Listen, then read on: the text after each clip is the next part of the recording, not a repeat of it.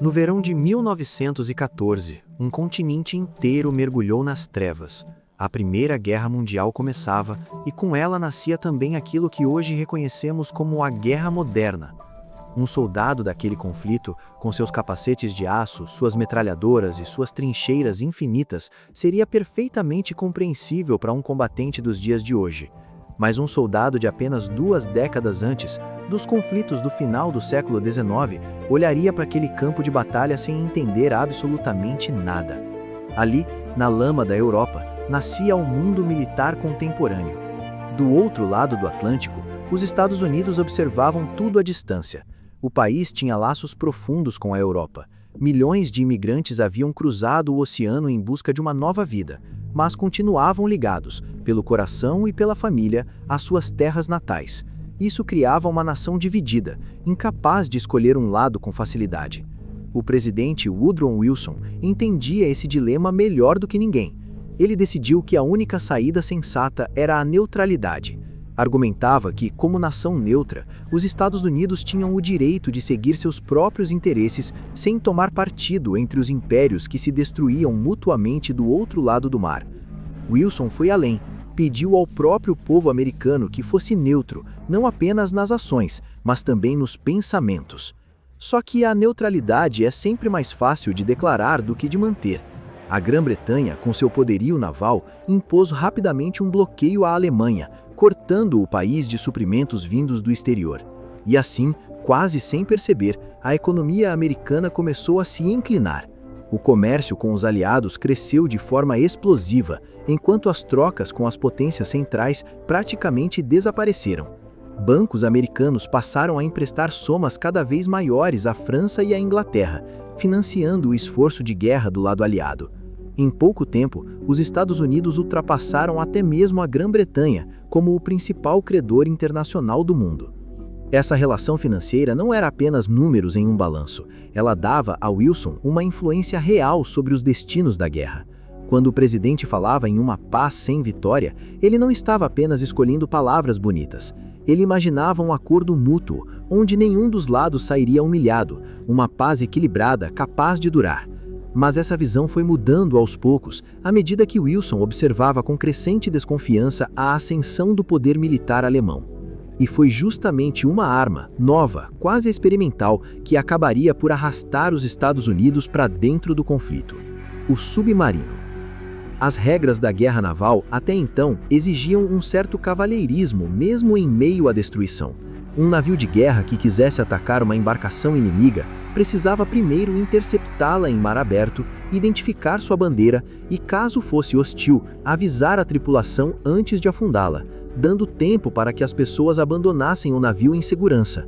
O problema é que os submersíveis alemães, os chamados U-boats, eram extremamente vulneráveis quando emergiam à superfície para seguir esse protocolo.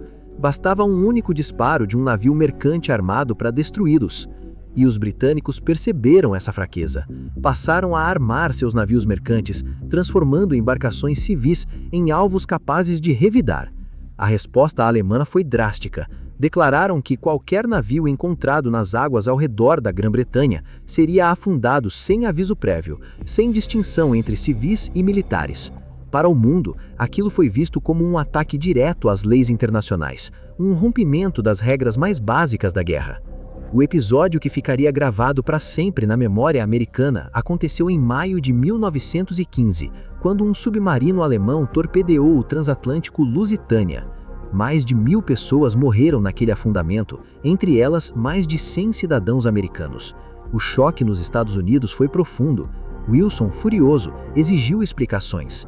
Meses depois, um novo ataque submarino matou outros americanos, levando o governo dos Estados Unidos a romper relações diplomáticas com a Alemanha. Diante da ameaça real de guerra, a liderança alemã recuou, ao menos temporariamente.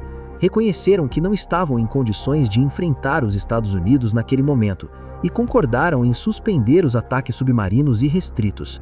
Por um breve período, a crise parecia controlada. Mas tudo mudaria drasticamente em 1917. Analisando o cenário estratégico da guerra, o alto comando alemão chegou a uma conclusão ousada e perigosa. Se retomassem os ataques submarinos irrestritos, talvez conseguissem sufocar a Grã-Bretanha e forçar sua rendição antes que os Estados Unidos tivessem tempo de mobilizar e enviar tropas para a Europa. Era uma aposta de altíssimo risco, mas os alemães decidiram correr esse risco. E foi exatamente essa decisão que colocou em movimento os acontecimentos que levariam os Estados Unidos à guerra. Paralelamente, havia outro elemento em jogo, talvez ainda mais dramático: o telegrama Zimmermann. Sabendo que retomar a guerra submarina provavelmente provocaria a entrada americana no conflito, o governo alemão começou a buscar formas de neutralizar essa ameaça, e encontraram uma resposta ao sul dos Estados Unidos: o México. O ministro das Relações Exteriores da Alemanha, Arthur Zimmermann, elaborou uma proposta ousada. Ele enviaria uma mensagem secreta ao governo mexicano, oferecendo uma aliança. Se os Estados Unidos declarassem guerra à Alemanha, o México deveria, em troca, declarar guerra aos americanos. Em recompensa, a Alemanha prometia apoio financeiro e ajuda para que o México recuperasse territórios perdidos décadas antes. A lógica alemã era simples: se os Estados Unidos tivessem que se preocupar com um conflito em sua própria fronteira sul, não teriam recursos nem atenção para intervir de forma significativa na Europa. Normalmente, uma mensagem tão sensível seria enviada por cabo submarino, em segredo absoluto. Mas havia um problema. Logo no início da guerra, os britânicos haviam cortado os cabos submarinos alemães, isolando Berlim das comunicações diretas com o mundo. A solução alemã foi engenhosa, quanto arriscada. Recorreram à própria embaixada americana em Berlim. Pediram que os diplomatas americanos transmitissem, através de seus próprios canais de comunicação, uma mensagem supostamente relacionada a esforços de paz. Sem saber o verdadeiro conteúdo, a embaixada americana repassou a mensagem para Washington através de seus cabos, que passavam justamente por Londres. E foi aí que o plano alemão desmoronou. Os britânicos interceptavam sistematicamente todo o tráfego de comunicações americano que passava por sua territória. A inteligência britânica captou aquela mensagem, decifrou seu conteúdo e rapidamente percebeu que não se tratava de assunto americano nenhum. Era uma comunicação alemã desmascarada, e seu conteúdo era explosivo. Os britânicos sabiam que aquilo poderia ser a peça decisiva para arrastar os Estados Unidos para a guerra ao lado dos aliados. Mas havia um problema delicado: como entregar essa informação sem revelar que estavam espionando as próprias comunicações diplomáticas americanas? A solução foi engenhosa. Alegaram, sem mentir completamente, mas também sem contar toda a verdade, que haviam obtido uma cópia do telegrama diretamente na cidade do México.